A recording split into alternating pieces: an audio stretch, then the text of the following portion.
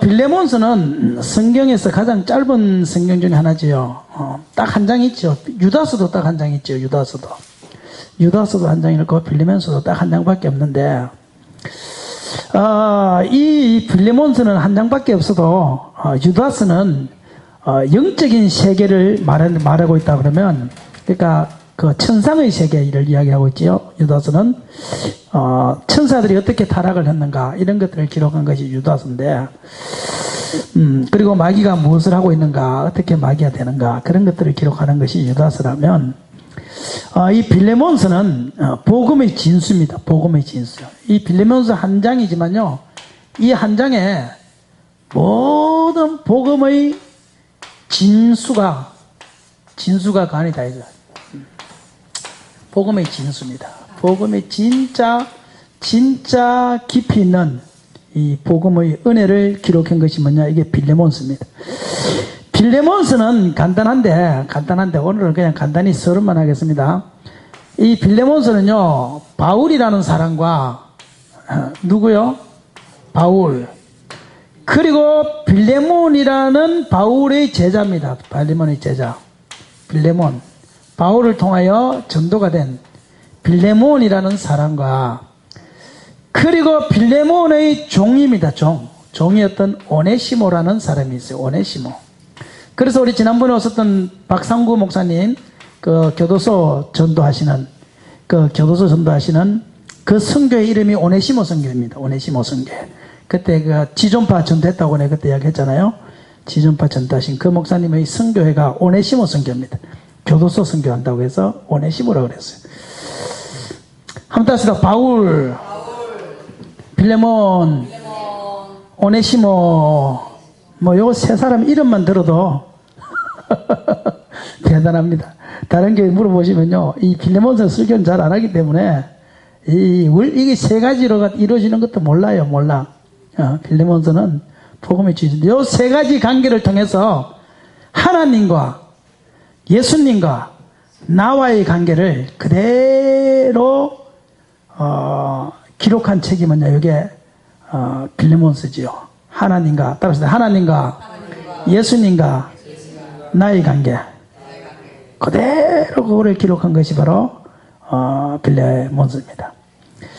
바울은 우리가 잘 아는 대로 이 바울이죠. 사도 바울이죠. 사도 바울이 복음을 전하다가 감옥을 가게 됐어요. 로마에 있는 감옥에 갔어요. 감옥을 몇 번 갔지요? 빌립보서 쓸 때도, 에베소서 쓸 때도 다 감옥에서 쓴 거잖아요. 그리고 여기도 감옥에서 쓴 거죠. 빌레몬서도. 여기 보면 갇힌 자 된 바울은 해놨잖아요. 그치요? 보시면 그리스도 예수를 위하여 갇힌 자 된 바울과 및 형제 디모데는, 그랬으니까 지금 바울과 디모데는 어디서 있다? 감옥에 있는. 감옥에 있는데 이 오네시모라는 사람은 어디서 만났느냐 하면 감옥에서 만났어요. 감옥. 이 오네시모는, 바울은 복음을 전하다가 감옥에 갔고, 이 오네시모는 종입니다. 종인데 누구의 종인가 하면은 원래는 빌레몬의 종입니다. 빌레몬의 종. 빌레몬과 오네시모는 주인과 종의 관계입니다. 주인과 종. 주인과 종의 관계입니다. 그런데 이 오네시모가 빌레몬 집에서 잘 살다가 이 빌레몬에게서 큰 어떤 해를 끼치고 큰 돈을 가지고 도망을 가버렸어요. 이 오네시모가요. 멀리 도망을 갔습니다. 도망을 가가지고 영원히 빌레몬이 찾지 못하는 곳에 숨어버렸지요. 빌레몬은 오네시모를 그렇게 잘해줬는데, 자기가, 이 오네시모가 자기에게 해를 끼치고 도망한 것에 대하여 이를 부득부득하면서 요거를 사사치 뒤져가지고 잡으면 그냥 죽여버린다, 이런 마음을 갖고 있는 사람이 빌레몬입니다. 그렇지 않겠습니까? 그죠? 그 당시에 또 옛날에는요, 지금하고 달라서 종은 그냥 잡아서 죽여버리면 그냥 죽는 거예요. 도둑이라도 도망가면은. 그러니까 그 당시에 종이라는 것은 사람이 아니라 이건 물건이기 때문에요, 주인집의 물건이란 말이에요. 옛날의 종은. 그러니까 죽이면 그냥 죽는데, 오네시모는 그걸 가지고 아주 큰 해를 끼치고 멀리 도망을 간 거예요.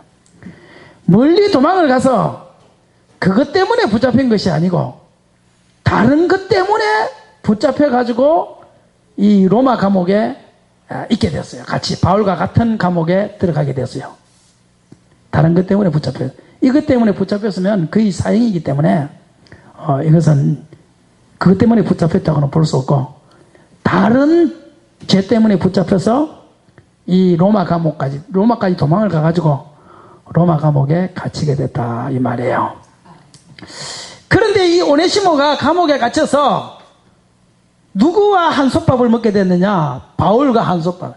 감옥에서도 바울과 같은 사람 만나는 게 복입니다. 감옥에서도 바울과 같은 사람 만나는 게 복이에요. 이 오네시모의 일생일대의 최고의 복이라는 것은 뭐냐면요, 종살이 하다가 도망하고 했지만 가장 큰 복이 뭐냐라고 묻는다면 감옥에서 바울을 만난 것이 이 사람 일생일대의 가장 복인 줄 믿으시기 바랍니다. 여러분이 우리 교회 와서 예수님 만나고 예수님을 좀 더 깊이 만나고 신앙이 좀 더 깊어지고 하늘 문이 열린다면 그것이 가장 큰 복인 것처럼 이 오네시모는 감옥에서 바울을 통하여 하나님을 만나게 돼요. 하나님을. 그리고 진짜 신앙생활을 잘하게 됩니다. 감옥이든 어디든 바울이 있는 곳에는요, 복음의 문이 활짝 열려요. 감옥에 가서도 전도가 되는 사람이 바울입니다. 빌립보 감옥에서도 간수장을 전도했잖아요. 그러니까 우리가 전도를 하는데 뭐 환경이 이래서 뭐 여건이 이래서 뭐 이건 다 거짓말이에요. 아무리 환경이 나쁘고 여건이 나빠도 지금 감옥에 있는 바울만큼 나쁘겠어요, 우리가. 그렇지 않습니까? 그러니까 바울만큼 복음에 대하여 죽고 사는 마음이 없기 때문에 안 되는 거지. 바울처럼 복음에 대한 생사의 갈림길에서 내가 복음을 붙잡는 그러한 믿음이 있다면 그것은 절대 안 되지 않습니다. 조그마한 이익 앞에서 우리는 복음을 놓고 세상을 붙잡기 때문에 안 되는 거지. 이 바울은 오네시모를 딱 보는 순간, 자기하고 감방에 딱 오는 순간에 오네시모를 전도해야겠다 이런 마음이 딱 들었어요. 그래서 전도해야 되겠다 해가지고 바울은 그때부터 오네시모를 섬기기 시작합니다. 전도할 대상자들을 섬기는 거거든요. 그래서 오네시모는 덩치도 크고 노인 출신이기 때문에 뭐 묵고 나면 돌아서면 배고프고 젊고 하니까 묵고 나면 돌아서면 배고프고, 그런데 바울은 자기도 배가 고프지만 이 오네시모가 부족한 식량이 있으니까 자기가 먹던 거를 들어서 오네시모에게, 아니 왜 바울씨 당신을 먹지 않습니까? 바울 사도요 먹지 않습니까? 아, 나는 속이 안 좋아, 나는 속이 안 좋아, 자네가 많이 먹게. 바울. 그 다음에도 왜 먹지 않습니까? 난 위장이 원래 안 좋아서 나는 많이 못 먹어. 배에서 꼬르륵 소리가 나도 오네시모를 주는 거예요. 그러면서 이 오네시모가 바울에 대해서 다시 한번 쳐다보게 되는 거예요. 왜 저 사람은 저런 삶을 살까? 왜냐하면 바울이요, 풍랑이는 배 속에서도 사람들에게 먹어라 떡을 떼주지요. 풍랑에서 바닷속을 헤엄쳐가지고 멜리디 섬에 갔을 때도 자기가 나무 가지를 다 줘가지고 불을 때는 대주지요. 감옥에서도 바울은 마찬가지의 삶을 사는 거예요. 어디 가도 그런 삶을 사는 거예요. 오네시모가 바울을 보는 순간에 무엇인가 저 사람 좀 달라. 야, 저 사람 믿는 예수가 뭐기야? 저 사람은 저렇게 다른 거지.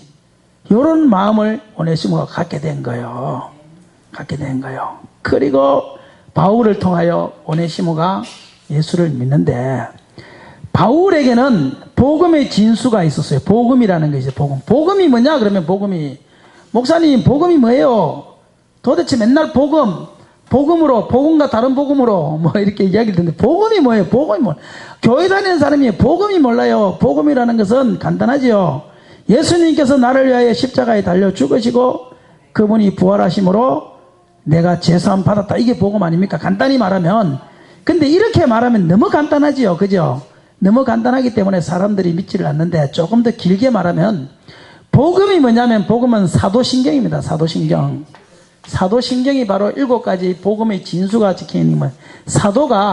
사도가 고백했던 신앙 고백이다 이 말이에요. 사도신경이라는 것은 사도신조라고도 말하지요. 사도들이 고백한 신앙의 그거를 신조로 만들어낸 것이 뭐냐, 그게 사도신경이에요. 그 성경 전체를 요약하라 그러면 예수지요. 맞죠? 그거를 조금 더 확정시켜서 이야기해봐라 그러면, 예수님이 우리를 위해서 하나님의 아들이신 예수가 이 땅에 와서 십자가에 달려 죽으시고 부활하심으로 말미암아 우리 죄를 사함받고 우리도 천국 간다. 요것이 좀 더 확장시켜줘. 그걸 조금 더 확장시켜서 성경을 체계적으로 한번 말해주세요. 그런다면 그것이 뭐냐면은 사도신경이란 말이에요. 사도신경. 그래서 사도신경을 왜 하느냐 마느냐 뭐 이런 말을 하는데 왜 못하게 하는 사람이 왜 못하느냐고 봤더니만요. 이 말 때문에 못해요. 전능하사 천지를 만드신 하나님 아버지를 내가 믿사오며 그의 외아들 우리 주 예수 그리스도를 믿사오니 이는 성령으로 잉태하사 동정녀 마리아에게서 나시고 본디오 빌라도에게 고난을 받으사 십자가에 달려 죽으시고 요 말 때문에 사도신경을 안 된다 이렇게 말하는 사람들이 있어요. 본디오 빌라도에게 고난을 받으시고. 왜냐하면 예수님은 우리 죄를 위해서 죽으셨지 본디오 빌라도가 죽인 게 아니라는 거, 우리가 죽인 거라는 거. 그런데 그렇게 말을 하게 되면요 굉장한 오류가 생깁니다. 왜냐하면 우리가 죽인 거 맞지요, 그죠?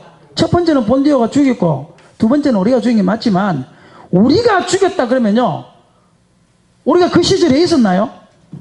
없었지요. 그러면 영적으로 우리가 죽인 거잖아요, 그죠? 영적으로 맞지요? 영적으로 우리가 죽였으면 그 사도신경에 나오는 모든 해석이 전부 다 영적으로 해야 된다는 소리가 되어버린다고. 예수님도 영적으로 임했고 예수님이 하나님의 아들인 것도 영적으로 한 거, 예수님 죽은 것도 영적으로 이렇게 해석이 되어버리기 때문에 안 된단 말이에요. 그 사도신경의 모든 고백은 영적으로 이루어진 것은 사실이지만 그 이전에 그것은 실제적 사건으로 봐야 돼요. 실제적 사건. 믿으십니까? 사도신경이 실제적 사건인 줄 믿으십니까? 전능하사 천지를 만드신 하나님 아버지를 내가 믿어요. 전능하사 하나님이 천지를 만드신 것이 실제적 사건입니까? 영적인 사건입니까? 실제적 사건이지요. 그럼에도 불구하고 그 다음에 영적인 해석을 할 수 있는 거지요. 본디오 빌라도에게 고난을 받아서 죽은 것은 실제적 사건이지요. 맞지요? 그리고 그 다음에 해석이 뭐야 하셨나? 그 본디오 빌라도에게서 죽은 것은 내가 죽인 거나 똑같아. 이렇게 영적으로 해석을 할 수 있는 거지. 사도신경 자체를 좀 더 영적으로 적어버리면 안 된다 이 말이에요. 그러면 예수님께서 그 사도신경 전체가 영적이 되어버리면 예수님이 실제로 임한 것이 아니라 영적으로 임했는 영지주의가 되어버린다. 영지주의가. 그래서 안 되는 거예요. 그러니까 본디오 빌라도에게 고난을 받아서 십자가에 달려 죽으시고 요 문구를 넣어야 되는 이유가 뭐냐? 실제적 사건이기 때문에 이걸 넣는 거다 말이야. 철없는 사람들이 이걸 가지고 뭐라고 그런다고. 어느 장로님을 만났는데도 그 이야기 하더라고. 내가 보고 인터넷을 보고는 그 이야기 하더라고. 왜 본디오 빌라도가 죽였다고 하냐고. 내가 우리가 죽인 거지, 우리 죄 때문에 죽은 거지 그러더라고. 그래서 내가 이 이야기를 해줬어요. 그렇게 사도신경을 고백을 해버리면 그것은 본디오 빌라도의 고난을 받아서 십자가에 달려 죽어서 고백할 때 주님 그때 죽인 것은 납니다 이렇게 신앙 고백을 해야 되는 거지만 사도신경은 영적인 의미를 말하는 것이 아니라 실제적 사건을 이야기하는 거기 때문에 반드시 본디오 빌라도가 죽였다고 들어가야지. 내가 죽였다고 들어가 버리면 전체적인 것이 다 영적인 게 되어버린다 이 말이에요. 이해되셨나요? 그러니까 그 인터넷에서 하는 건 그건 잘못된 겁니다. 그 애들 적어놓은 거는. 그러면 안 돼요. 실제적 사건 7가지입니다. 7가지. 실제적 우리가 고백하는 사건 7가지야. 7가지입니다. 하나는 하나님이신 예수님의 탄생입니다. 예수님 탄생. 예수님이 이 땅에 탄생하셨죠. 그런데 이 탄생은 우리와 다른 것이 뭐냐? 성령으로 잉태하셨다라는 거예요. 성령으로. 요걸 믿어야 된다는 거예요. 요걸 영적으로 믿어야 돼요? 실제로 믿어야 돼요? 이것은 영적인 사건이에요? 실제 일어난 사건이에요? 실제 일어난 사건이란 말이에요. 그러니까 예수님이 성령으로 잉태하다. 우리와 차이점이 뭐냐? 예수님은 죄 없으신 예수님은 하나님이신 예수님은 인간의 몸을 잃어서 태어났지만 그것은 우리와 다른 것이 뭐냐면은 남자의 씨가 아니라 성령께서 하나님이신 그 예수님을 태어나게 하셨다. 그렇게 말해야 되는 거예요. 그래서 예수님은 죄가 없다. 그걸 믿어야 되는 거고. 첫 번째는 그 믿음이 나한테 있어야 돼요. 지금은요, 이게 신학자들은 이걸 안 믿습니다. 지금 신학자들은 안 믿습니다. 특히 미국에서 공부하고 온 애들은 안 믿습니다. 그래서 내가 아는 어떤 목사님, 그때 간증 들어보니까, 어떤 목사님 간증 들어보니까, 미국에서 7년을 공부해가지고, 박사학위를 따려고 7년을 공부했대요. 7년을 공부했는데, 마지막에 이 사건을 자기가, 예수님께서는 성령으로 잉태해서 이 사건을 딱 넣었는데, 논문에다가, 박사 논문에다가, 미국에서 그것을 빼라는 거예요. 이 교수가. 그걸 빼래요. 아니, 왜 예수님께서 실제로 탄생하셨는데 빼라고 그러니까 아니다. 그건 영적인 의미로 봐야지 실제적인 사건을 보면 안 된다고. 그래서 그걸 빼라는 거예요. 그래가지고 이 목사님이 7년 동안 공부를 해가지고 그거를 빼면 박사를 받고 그거를 있는 상태로는 박사를 못 준다는 거예요. 이 교수가. 아, 골 때리는 교수지요. 그러니까 교수라고 여러분 말 다 믿으면 안 됩니다. 성경을 믿어야지. 무슨 교수가 성경입니까? 성경에 위배되는 말을 하면 교수도 교수가 아닌 거야. 그것은 도울이지, 도울. 김용옥이지.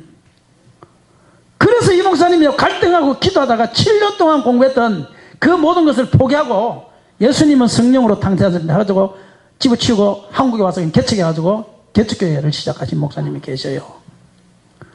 지금 미국의 신학이 그렇습니다. 미국에서 공부하고 온 신학자들, 독일에서 공부하고 온 신학자들 중에서 그 신앙 고백을 하고 있는 사람이 얼마나 많은지 모릅니다. 그러나 놓고 학생들을 가르치고 있습니다. 지금 한국교회가. 근데 더 문제는 뭐냐면 그렇게 하는 그 신학자들을 중국 교회는 또 초청해서 그 사람들한테 또 배웁니다. 이게 참 문제입니다. 지금 우리 한국교회가. 예수님은 동정녀 마리아에게서 탄생하신 것은 성령으로 탄생하신 것은 실제적 역사적 사건이다. 이걸 믿어야 됩니다. 이걸 믿어야 됩니다. 그거 안 믿으면 안 돼요. 그런데 이 믿는다는 이것이, 이 사건을 믿는다는 것이 내 힘으로 하는 것 같지만 내 힘으로 하는 것이 아니라는 거예요. 예수님이 마리아의 뱃속에 들어가서 나오는 것도 예수님의 힘으로 해요? 성령의 힘으로 해요? 성령으로 하는 거죠. 그와 마찬가지로 우리가 예수님은 나의 구주십니다, 예수님은 성령으로 인도하신, 이것도 인간의 생각, 내가 믿을 수 없는 거예요. 이걸 고백하게 하시는 분이 누구예요? 성령이에요. 그것은 뭐가 똑같은가 하면은 마리아가 여자여 내가 할 수 없지만 성령이여 그러면 그렇게 되기를 원합니다 라고 고백하는 그 고백이나, 마리아가 내 속에 예수님이 오게 하시옵소서 말씀대로 이루어지다라는 그 고백이나, 우리가 그 사건을 믿는 고백이나, 두 개 다 이것은 기적이라는 거예요. 두 개 다가 성령이 하시는 거라는 거예요. 성령이 아니고는 뱃속에서 태어날 수 없지만 그 사건을 믿는 것 자체도 내가 하는 것이 아니라 성령이 하시는 거라는 거예요. 그게 기적이라는 거예요. 그 저와 여러분은 다른 기적은 몰라도 그 사건을 믿지요? 믿는다는 것은 저와 여러분은 지금 그거 믿는 그 고백 자체가 기적이라는 사실을 아십니까? 그 사람의 힘으로 못하는 고백입니다. 아무도 못합니다. 천하 인간의 예수를 주로 신할 만한 이름이, 신할 수 있는 사람이 아무도 없어요. 그래서 박사하고 공부를 많이 하면 많이 할수록 자꾸 이거를 가짜라고 하는 이유가 뭐냐면, 이것은 사람이 고백할 수 있는 것이 아니란 말이에요. 이것은 성령으로 고백되죠. 성령으로. 성령이 아니고는 아무도 그리스도를 주라 시인할 수 없고, 그리스도의 영이 아니면 그리스도의 사람이 아니다. 주님께서 딱 말했잖아요. 누구든지 그리스도를 주라 시인할 수 없다. 성령이 아니면. 그러니까 저와 여러분이 이 사건을 고백하는 이 사건은요, 마리아가 하나님이여 그것이 말씀이 내 속에 이루어지다라는 그 고백이나, 지금 저와 여러분이 하는 이 고백이나 똑같은 기적이라는 사실을 우리는 알아야 됩니다. 저도요, 이 사건 아무래도 안 믿어지더라고요. 옛날에 예수님 믿기 전에는 안 믿어져요. 믿어집니까? 그 말하면 이거 또라이들이지. 믿어집니까? 옛날에 안 믿었잖아요. 여기 있는 분들은 뭐 아닌 것처럼 해도 누구 한 사람 그게 믿어진 사람 어디 있습니까? 솔직히 딱 깨놓고 말해서 아무도 없지요. 그런데 어느 순간인가 기도하다가, 어느 순간인가 말씀을 듣다가 그 사건이 딱 믿어지잖아요.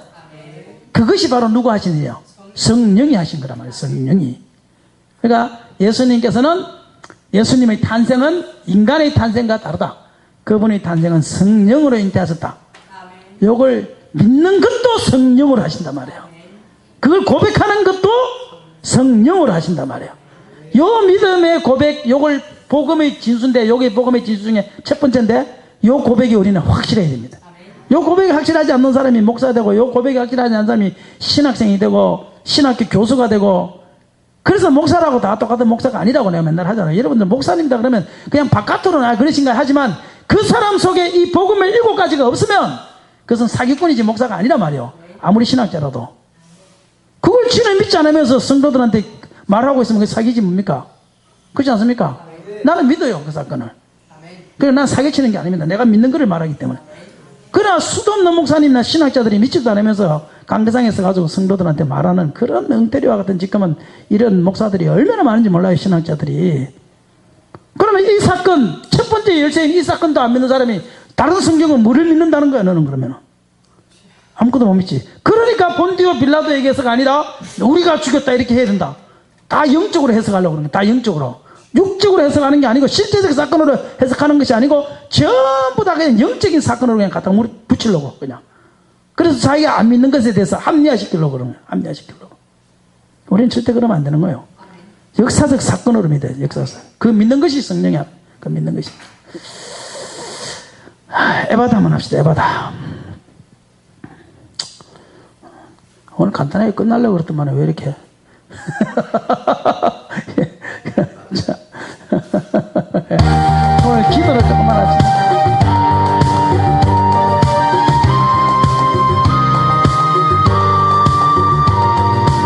이거 아닌데.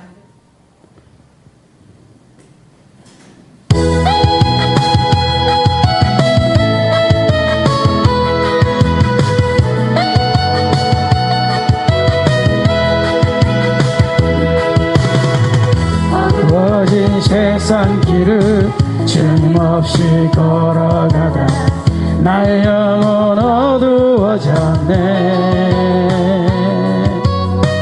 어느 것이 길인지 어느 것이 진리인지 아무것도 알 수 없었네. 주님 없이 살아가는 모든 삶 실패와 좌절뿐이네.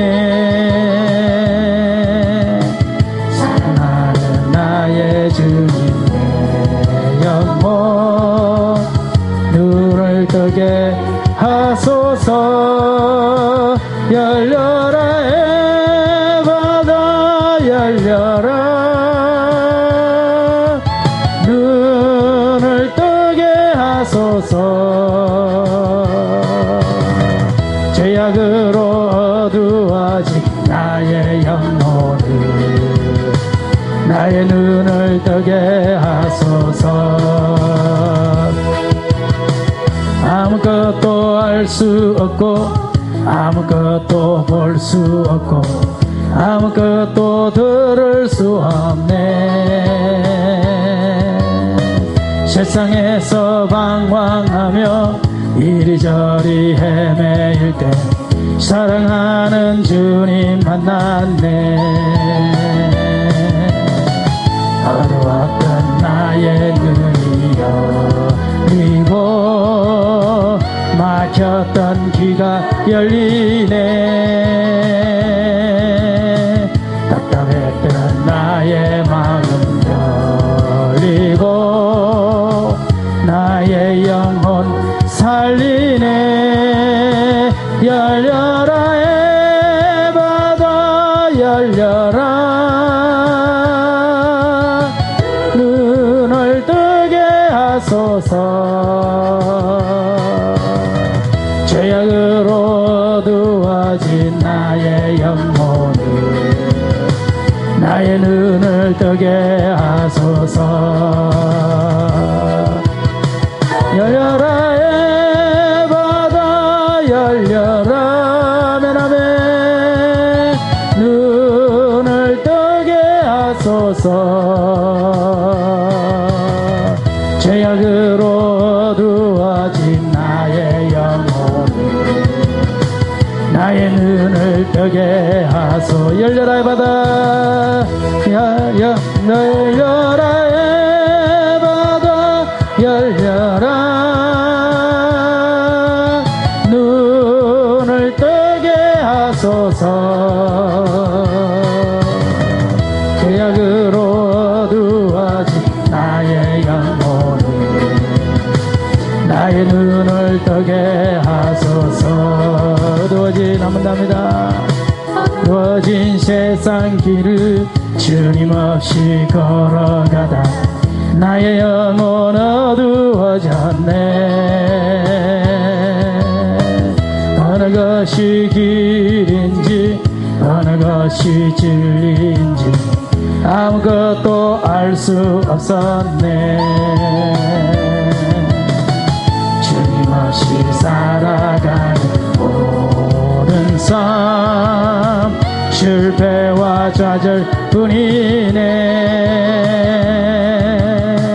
사랑하는 나의 주님 내 영혼 눈을 뜨게 하소서. 열려라 에바다 열려라 아멘 아멘 눈을 뜨게 하소서.